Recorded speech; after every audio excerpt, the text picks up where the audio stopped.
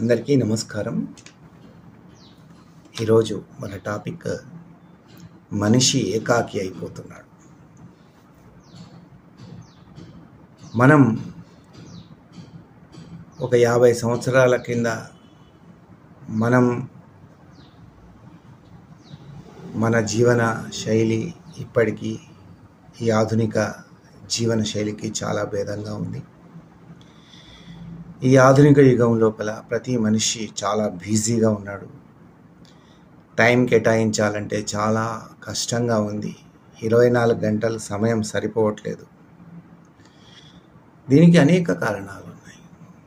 ఆ అంశాలన్నీ మనం ఈ వీడియో లోపల విశదీకరించుకుందాం, మాట్లాడుకుందాం. మనం ఇదివరకైతే పొద్దున్నే లేవాలంటే అమ్మనో అక్కనో ఇంట్లో పెద్దవాళ్ళు లేపేవారు, లేదా మనమైనా లేచేవాళ్ళం. ఇప్పుడు అలారం యాప్స్ వచ్చాయి. అలారం యాప్స్ ద్వారా మనం తెలివికి మనకు వస్తుంది. దాని ద్వారా లేచి మన పనులు చేసుకుంటున్నాం. పూర్వకాలంలో మనం నడవాలంటే ఒక స్నేహితులతోనూ, తర్వాత మిత్రులు, తర్వాత ఇంటి పక్క వాళ్ళతో నడిచి మన వ్యూస్ అన్నీ ఆ నడక లోపల చెప్పుకుని ఆ గంట 45 నిమిషాలు వాళ్ళతో గడిపేవాళ్ళం. ఇప్పుడు అట్లా కాకుండా స్టెప్ కౌంటర్ వచ్చేసింది. తను ఒక్కడే నడుస్తూ ఉంటాడు. ఆ స్టెప్ కౌంటర్ ఎన్ని కిలోమీటర్లు నడుస్తున్నాయో తెలిసిపోతుంది. అంతేకాకుండా ఇప్పుడు మనం ప్రయాణం చేయాలంటే బస్సులు, ఆటోలో వీధుల్లోకి వెళ్ళి, రోడ్ల మీదకి వెళ్ళి మాట్లాడుకొని మనం ఎక్కక్కర్లేదు. మనకి ఇప్పుడు ఓలా, ఊబర్స్ వచ్చాయి. ఇంటి దగ్గర నుంచే ఆ యాప్లో మనము వాటిని బుక్ చేసుకొని మనము ప్రయాణం చేయొచ్చు. అంటే ఇక్కడ మనకు బస్సులో ప్రయాణం చేసిన అనుభూతి పోతుంది.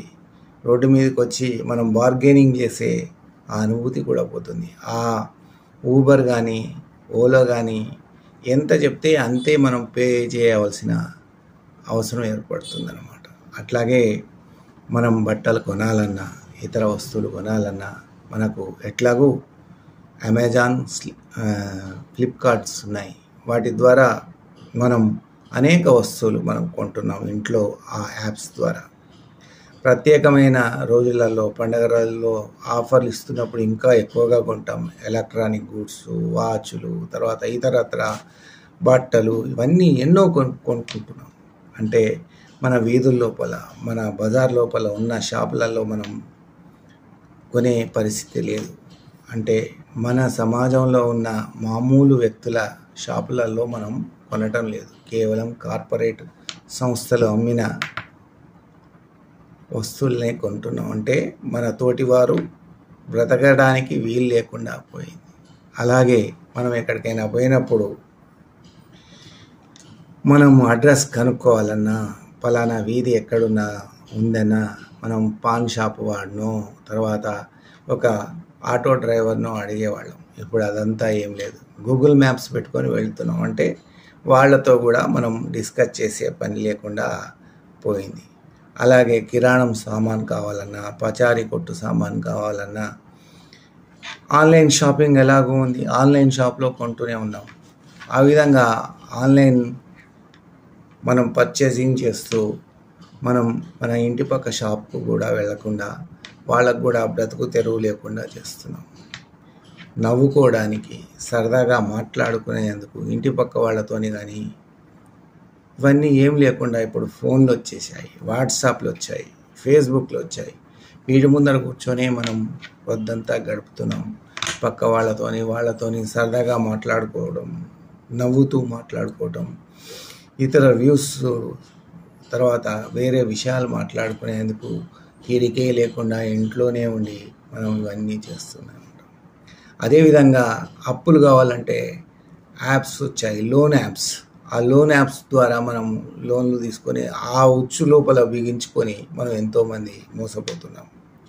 అంతేకాకుండా బ్యాంకు కూడా పోకుండా మనము గూగుల్ పే, తర్వాత పేటిఎంల ద్వారా, వీటి ద్వారా మనము మన ట్రాన్సాక్షన్స్ మనం ఇతరులకు ఇవ్వడానికి గూగుల్ పే ద్వారా కానీ, పేటిఎంల ద్వారా కానీ మనం పే చేస్తున్నాం. మన డబ్బును కూడా దానిలో కూడా వేసి బ్యాంకుకు పోకుండా మనం ఇంటి వద్ద నుంచే మనం అన్నీ మన యొక్క కార్యకలాపాలు నిర్వహిస్తున్నాం.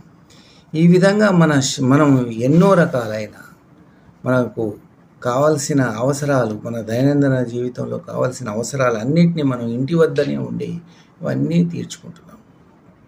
మరి ఇంటికి బయటికి రాకుండా ఇంటి వద్దనే ఉండి తీర్చుకుంటే సమాజంలో మాట్లాడవలసిన ఆవశ్యకత ఉంది కదా.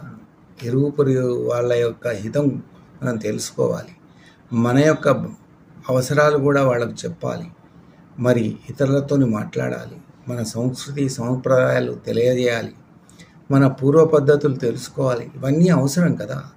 ఇంట్లోనే ఉండి బయటికి రాకపోవటం వల్ల ఒక మూసలో పోయి కేవలం ఇంటికే పరిమితమై బయటికి పోవాలంటే నిర్లక్ష్యత, నిరాశ మనిషిలో పెరిగిపోయి తను ఏకాకిగా అయిపోయాననే ఫీలింగ్ ఏర్పడుతుంది. కొన్ని రోజులైన తర్వాత చాలా మానసిక వ్యధ కూడా వారి లోపల ఏర్పడుతుంది.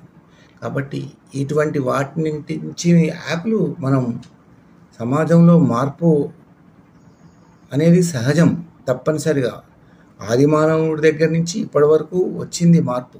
ఆ మార్పులన్నీ అవసరం. మార్పులాగానే చూడాలి. కొన్ని మన పురాతన పద్ధతులను కూడా అవలంబించాలి. ఆ పద్ధతులను అవలంబిస్తూ ఈ మార్పులను కూడా జోడిస్తూ మన జీవన ప్రయాణాన్ని సాగిస్తేనే అది ఒక పరిపూర్ణమైన జీవనం అవుతుంది. అప్పుడే మనిషి ఏకాకిగా అయ్యాననే ఫీలింగ్ తనలో ఉండదు. కావున ఈ వీడియో నచ్చితే మీరు లైక్ చేయండి, షేర్ చేయండి, సబ్స్క్రైబ్ చేయండి. Thank you.